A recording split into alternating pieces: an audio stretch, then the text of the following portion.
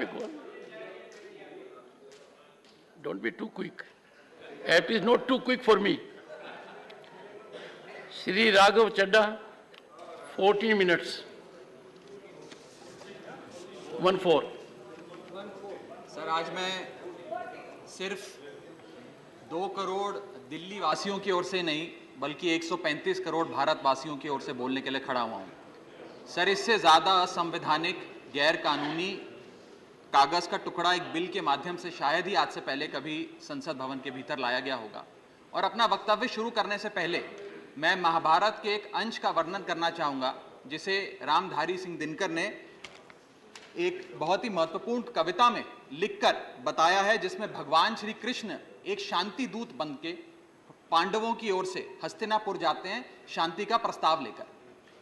कवि लिखते हैं, मैत्री की राह बताने को, सबको सुमार्ग पर लाने को, दुर्योधन को समझाने को, भीषण विध्वंस बचाने को, भगवान हस्तिनापुर आए, पांडव का संदेशा लाए। भगवान कहते हैं, दो न्याय अगर तो आधा दो, पर इसमें भी यदि बाधा हो तो दे दो केवल 5 ग्राम, रखो अपनी धरती तमाम, हम वहीं खुशी से खाएंगे, परिजन पर हंसी ना उड़ाएंगे। पर दुर्योधन वो भी दे ना सका, आशीष समाज की ले ना सका, उल्टा हरि को बांधने चला, जो असाध्य था उसे साधने चला, जब नाश मनुष्य पर छाता है पहले विवेक मर जाता। सर, इसमें दिल्ली बिल का सार है। सर, हम न्याय की गुहार लगाने आपके सामने आए हैं, अपने हक मांगने आए हैं, अपने हक से ज्यादा मांगने नहीं आए। सर, मैं अपने वक्तव्य को 3 भाग में बांटता हूं। पहला कि ये बिल कैसे एक राजनीतिक धोखा है, पॉलिटिकल फ्रॉड है। दूसरा, ये कैसे एक संवैधानिक पाप है, कॉन्स्टिट्यूशनल सिन है। और तीसरा कि ये एडमिनिस्ट्रेटिव लॉकजैम यानी कि प्रशासनिक गतिरोध दिल्ली में कैसे पैदा कर देता है। सर, पहला राजनीतिक धोखा, यह कहानी है सर 1977 से लेकर 2015 की।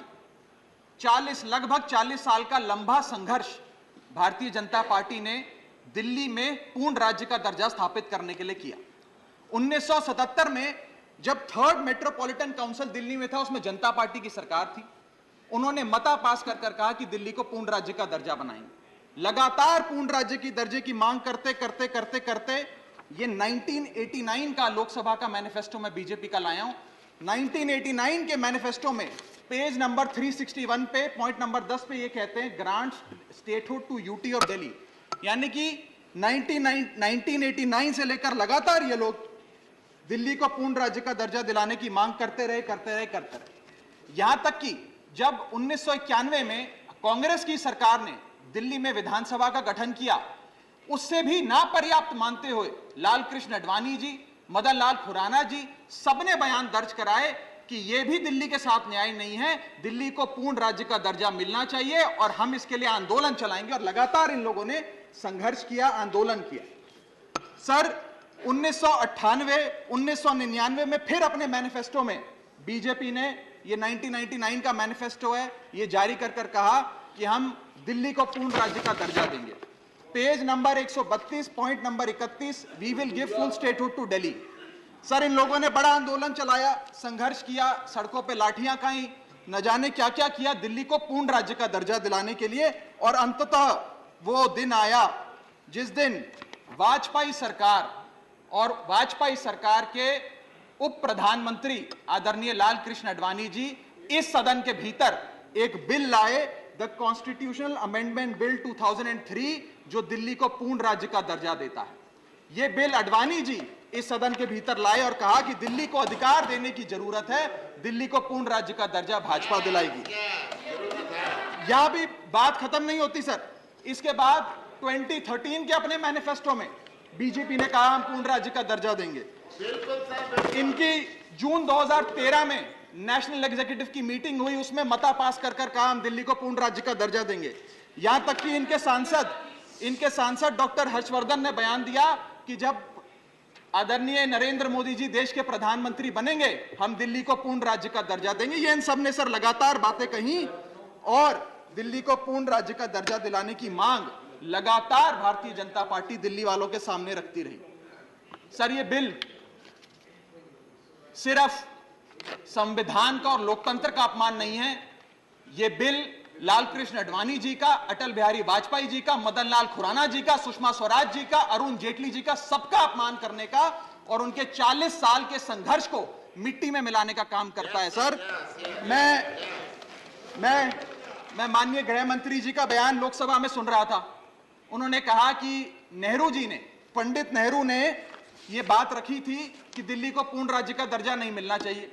मैं माननीय गृह मंत्री जी से कहना चाहता हूं, नेहरूवादी मत बनिए, अडवाणीवादी बनिए, वाजपेयीवादी बनिए और दिल्ली को पूर्ण राज्य का दर्जा देने का आज आपके पास ऐतिहासिक मौका है। दिल्ली को पूर्ण राज्य का दर्जा दीजिए। सर, इस बिल को लाने का असल कारण क्या है? यह बिल क्यों लाया गया है? पिछले 25 साल में दिल्ली में 6 बार विधानसभा के चुनाव हुए। 6 के 6 चुनाव भारतीय जनता पार्टी बुरी तरीके से हारी। यहां तक कि 2015 और 20 में आजाद भारत के इतिहास की सबसे बड़े जनादेश की सरकार अरविंद केजरीवाल ने दिल्ली में बनाई। क्योंकि ये पिछले 25 साल चुनाव नहीं जीत पाए और अरविंद केजरीवाल और आम आदमी पार्टी के आने के बाद ये जानते हैं कि अगले 25 साल भी ये लोग चुनाव नहीं जीत पाएंगे, तो सरकार को नष्ट करने का काम कर रहे हैं। ना रहेगी सरकार और ना रहेगा चुनावों का महत्व, ना रहेगा बांस, ना बजेगी बांसुरी। लेकिन मैं आज इस मंच से भाजपा से अनुरोध करूंगा कि कम से कम लाल कृष्ण अडवाणी जी को न्याय दीजिए, कम से कम उनकी इच्छा पूरी करिए, दिल्ली को पूर्ण राज्य का दर्जा दीजिए। सर, मेरा दूसरा भाग कि कैसे यह बिल एक संवैधानिक पाप है। सर, पहली चीज, ये abuse of ordinance making powers है, आर्टिकल 123 जो संविधान का देता है। संविधान ये कहता है, और वाईवी चंद्रचूड़ साहब का AK Roy versus union of India एक बड़ा महत्वपूर्ण लैंडमार्क जजमेंट है, जिसने कहा कि ऑर्डिनेंसेस सिर्फ आपातकालीन और विषम परिस्थितियों में लाए जाएंगे। ऐसी कौन सी आपातकालीन और विषम परिस्थितियां आ गई कि आपको सुप्रीम कोर्ट के फैसले को 8 दिन के भीतर बदलना पड़ गया? दूसरा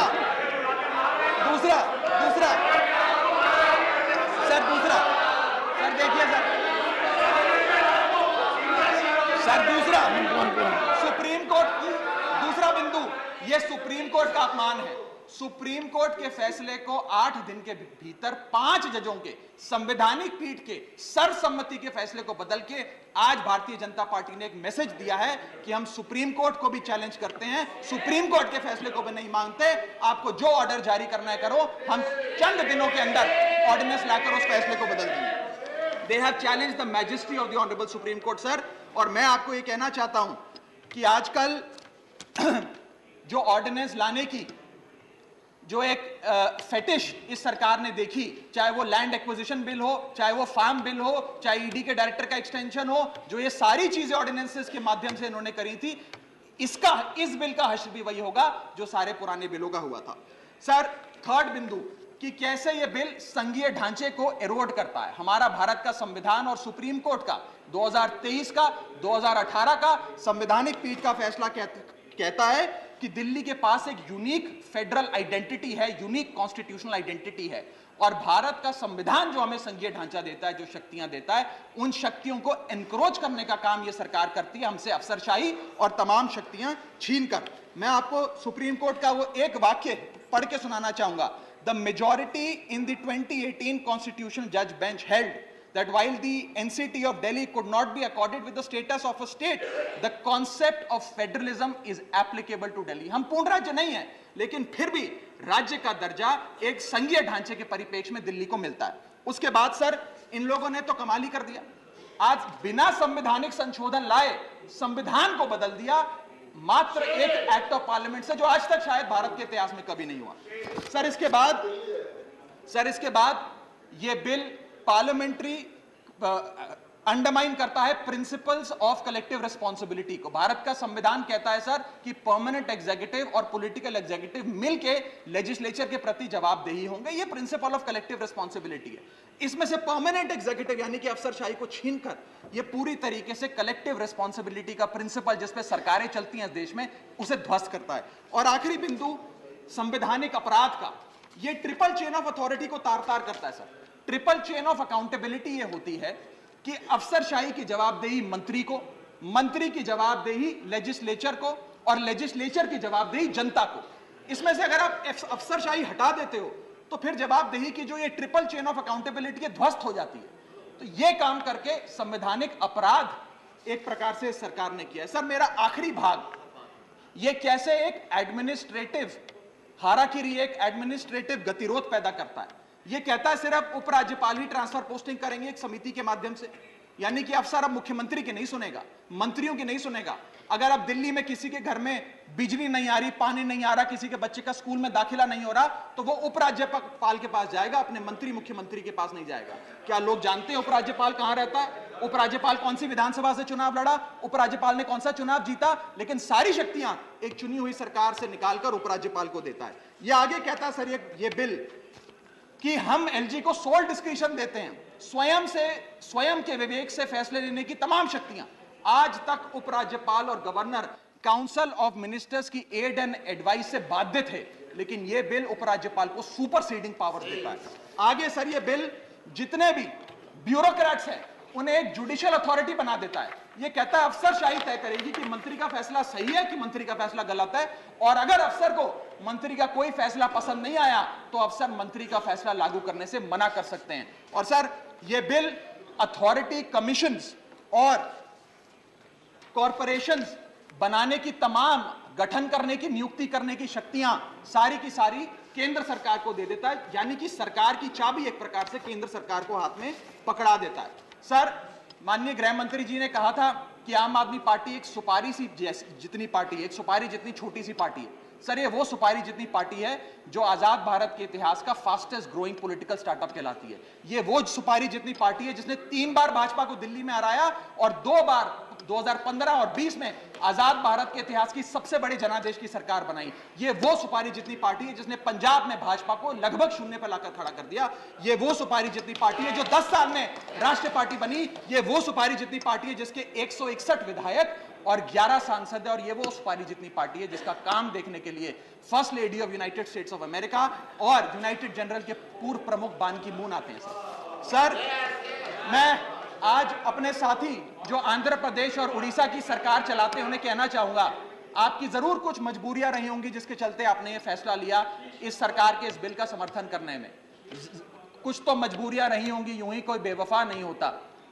लेकिन मैं आपको कहना चाहता हूं कि आग जब लगेगी तो बहुत दूर तक जाएगी। राहत इंदौरी साहब का एक बड़ा महत्वपूर्ण शेर है, अगर खिलाफ है होने दो, जान थोड़ी है, ये सब धुआं है, आसमान थोड़ी है, लगेगी आग तो आएंगे कई घर जद में, यहां सिर्फ हमारा मकान थोड़ी है। लेकिन जब आपके घर में आग लगेगी आम आदमी पार्टी आपके साथ खड़ी होगी, मैं आपको विश्वास दिलाता हूं। और सर मैंने अपनी बात शुरू करी थी महाभारत के एक अंश से, मैं समाप्त भी महाभारत के एक अंश से करूंगा। सर बीच कुरुक्षेत्र के मैदान में जब युद्ध प्रारंभ होने वाला था तो युधिष्ठिर ने शंखनाद करने से पहले एक घोषणा करी और कहा कि यह धर्म की लड़ाई है। मेरी सेना में खड़े मेरे पीछे जितने योद्धा हैं, अगर उन्हें लगता है कि धर्म मेरे साथ नहीं कौरवों के साथ है तो मेरी सेना छोड़कर सामने वाली मेरे दुश्मन की सेना में जाकर खड़े हो जाएं, उनकी ओर से युद्ध करें। और अगर कौरव सेना में कोई योद्धा है जिसे लगता है कि धर्म युधिष्ठिर के साथ है, पांडवों के साथ है, तो आप कौरवों की सेना छोड़कर मेरी सेना में आइए, मैं बाहें फैलाकर आपका स्वागत करूंगा। उस समय कौरवों का एक भाई युयुत्सु कौरव सेना छोड़कर पांडवों की ओर आया और पांडवों की ओर से युद्ध लड़ा। मैं उसी बात का जिक्र करते हुए आज इस सदन में बैठे तमाम सांसदों को कहना चाहता हूं, राज्यसभा काउंसिल ऑफ स्टेट्स है, हम लोग काउंसिल ऑफ स्टेट्स है, जहां ज्यादा जिम्मेदारी बनती है राज्यों के हकों की, अधिकारों की रक्षा करने की। मैं मांग करता हूं आज आप लोग पार्टी लाइन से ऊपर उठकर, विचारधारा से ऊपर उठकर संविधान को बचाने के लिए, लोकतंत्र को बचाने के लिए इस बिल को हराइए। आज ये इतना असंवैधानिक और गैर कानूनी बिल अगर ये सफल हो गया तो हो सकता है आज के बाद आने वाले समय में ये लोग देश में चुनाव ही ना कराएं, चुनावी प्रक्रिया को खत्म करने से। बहुत बहुत शुक्रिया। Doctor Sasmit Patra, Thank you. 12 minutes. Honorable Chairman, sir.